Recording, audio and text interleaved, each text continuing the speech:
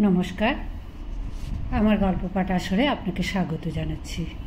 পড়ে শোনাচ্ছি রবীন্দ্রনাথ ঠাকুরের একটি ছোট গল্প, সদর ও অন্দর।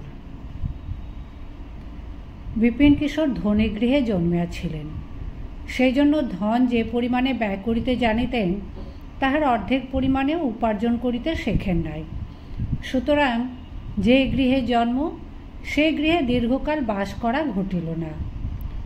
সুন্দর সুকুমার মূর্তি তরুণ যুবক, গান বাজনায় সিদ্ধহস্ত, কাজকর্মে নিরতিশয় অপটু, সংসারের পক্ষে সম্পূর্ণ অনাবশ্যক, জীবনযাত্রার পক্ষে জগন্নাথ দেবের রথের মতন অচল। যেরূপ বিপুল আয়োজনে চলিতে পারেন, সেরূপ আয়োজন সম্প্রতি বিপিন কিশোরের আয়ত্তাতীত। সৌভাগ্যক্রমে রাজা চিত্তরঞ্জন কোর্ট অফ ওয়ার্ডস হইতে বিষয় প্রাপ্ত হইয়া শখের থিয়েটার ফাঁদিবার চেষ্টা করিতেছেন, এবং বিপিন কিশোরের সুন্দর চেহারা ও গান গাহিবার ও গান তৈয়ারি করিবার ক্ষমতায় মুগ্ধ হইয়া তাহাকে সাদরে নিজের অনুচর শ্রেণীতে ভুক্ত করিয়া লইয়াছেন। রাজা বিএ পাস। তাহার কোনো প্রকার উচ্ছৃঙ্খলতা ছিল না। বড় মানুষের ছেলে হইয়াও নিয়মিত সময়, এমনকি নির্দিষ্ট স্থানে শয়ন ভোজন করিতেন। বিপিন কিশোরকে হঠাৎ তাহার নেশার মতো লাগিয়া গেল। তাহার গান শুনিতে ও তাহার রচিত গীতিনাট্য আলোচনা করিতে করিতে ভাত ঠান্ডা হইতে থাকে, রাত বাড়িয়া যায়। দেওয়ানজি বলিতে লাগিলেন, তাহার সংযত স্বভাব মনিবের চরিত্র দোষের মধ্যে কেবল ওই বিপিন কিশোরের প্রতি অতিশয় আসক্তি। রানী বসন্ত কুমারীর স্বামীকে তর্জন করিয়া বলিলেন, কোথাকার এক লক্ষ্মী ছাড়া বানর আনিয়া শরীর মাটি করিবার উপক্রম করিয়াছ, ওটাকে দূর করিতে পারিলেই আমার হাড়ে বাতাস লাগে।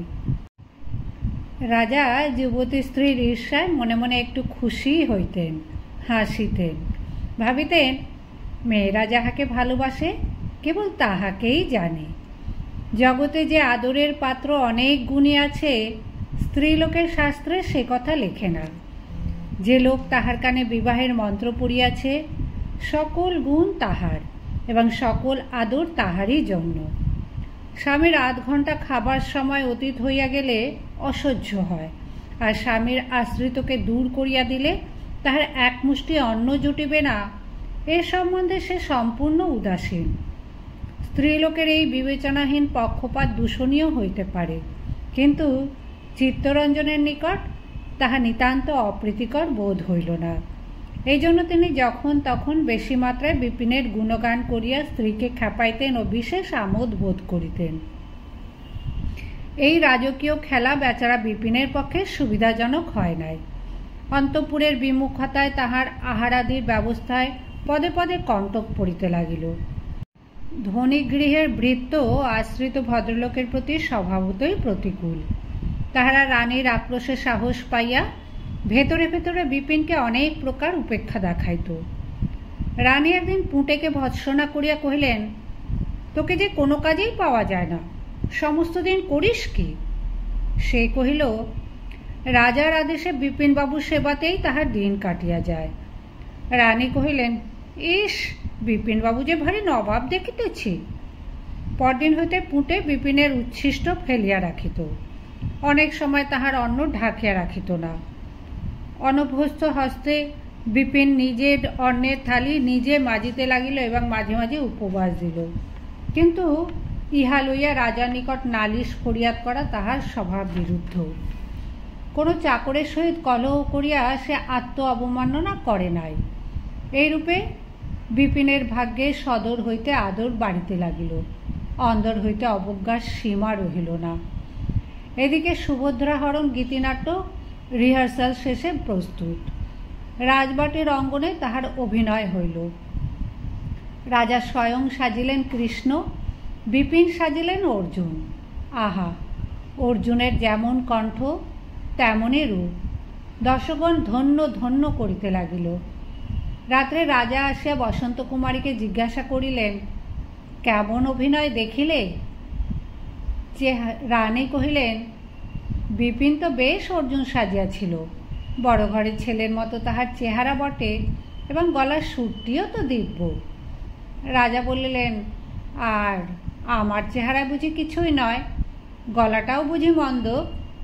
রানী বলিলেন, তোমার কথা আলাদা, বলিয়া পুনরায় বিপিনের অভিনয়ের কথা পারিলেন। রাজা ইহা অপেক্ষা অনেক উচ্ছ্বসিত ভাষায় রানীর নিকট বিপিনের গুণগান করিয়াছেন, কিন্তু অদ্য রানীর মুখের একটুমাত্র প্রশংসা শুনিয়া তাহার মনে হইল বিপিনটার ক্ষমতা যে পরিমাণে অবিবেচক লোকে তদপেক্ষা তাহাকে ঢের বেশি বাড়াইয়া থাকে। উহার চেহারাই বা কি, আর গলাই বা কি এমন? কিয়ৎকাল পূর্বে তিনিও এই অবিবেচক শ্রেণীর মধ্যে ছিলেন।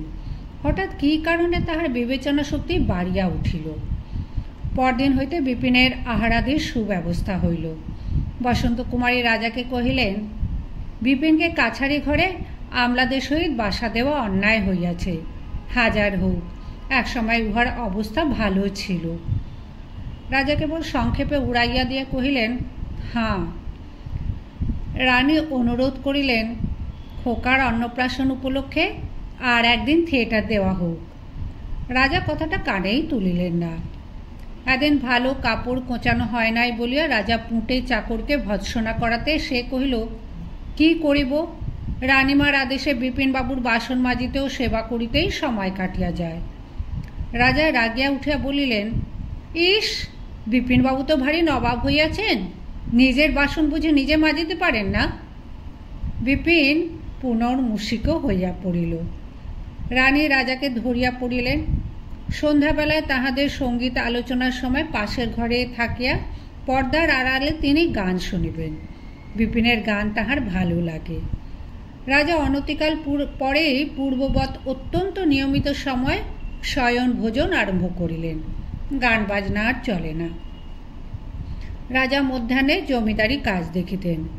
একদিন সকাল সকাল অন্তঃপুরে গিয়া দেখিলেন রানী কি একটা পড়িতেছেন।